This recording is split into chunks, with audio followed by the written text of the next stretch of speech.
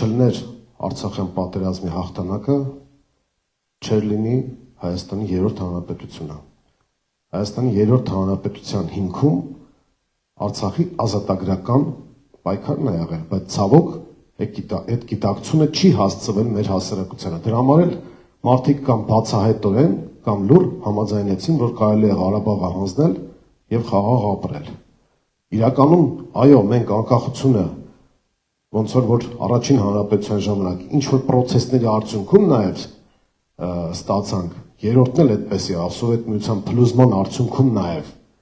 տարբեր հանրապետություններ առաջացան, նաև Հայաստանի հանրապետությունը, բայց մենք փլուզումից առաջ Ղարաբաղյան շարժում ենք ունեցել եւ մենք ավելի շատ էինք պատրաստ այդ անկախությանը, քան օրինակ Ադրբեջանը։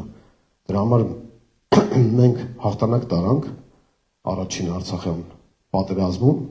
եւ մեր պետությունը մի քայլ առաջ լինելով, մեր ազգային գիտակցությունը մի քայլ առաջ լինելով,